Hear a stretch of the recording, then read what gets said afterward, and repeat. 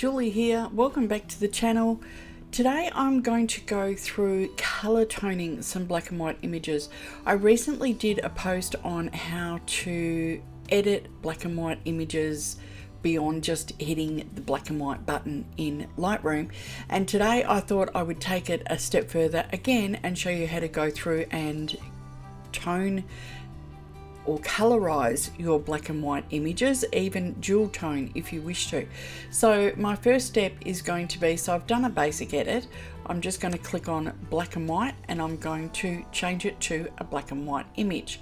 So the next thing I want to do is I'm going to go down to my black and white color mixer, and I am just going to play with the channels just a little bit. I want to bring out some colors, or bring out some tones in these colors, I should say.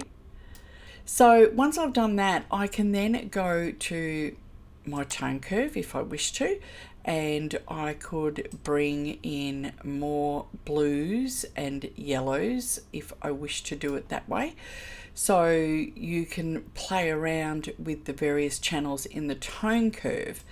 The other thing that I really love to do is to come into the color grading.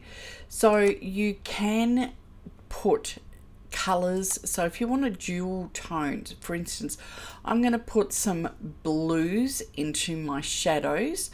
Then if I click over to my highlights, I can put some yellows in my highlights. So that gives you a dual toned black and white image. You can play with different tones. So if you want, say, orange, and let's go back here to teal, you can do that as well. So you can play with any tones that you want to. You can change the luminance here, so you can make it darker or lighter. You can swap the blending as well, so how much of it you want into the image. So if you have a look at the blues or the teals here, if I bring the blending up, it drags the color through, it saturates it more,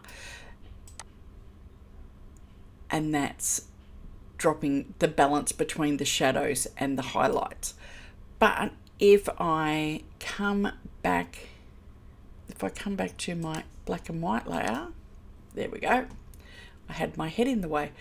If I go to the global color grading, you can put a specific color onto your images.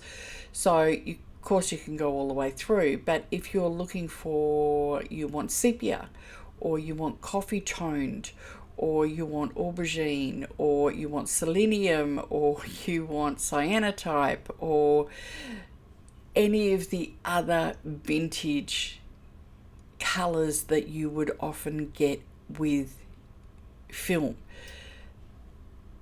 So I'm going to just put it on sepia, and you can change the luminance. You can put, if you're after a specific color, you can.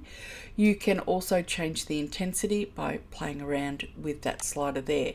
Now from here, I can also come in and I can do things like adding a vignette, which you quite often had on some of the older ones.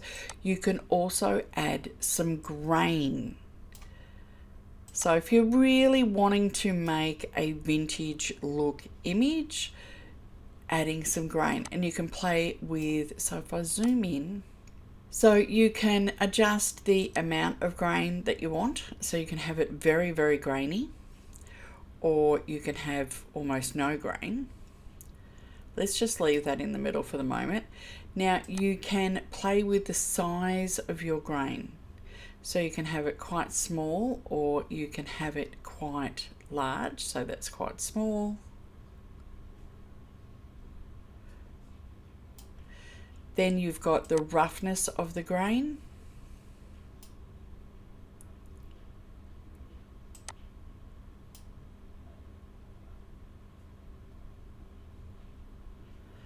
So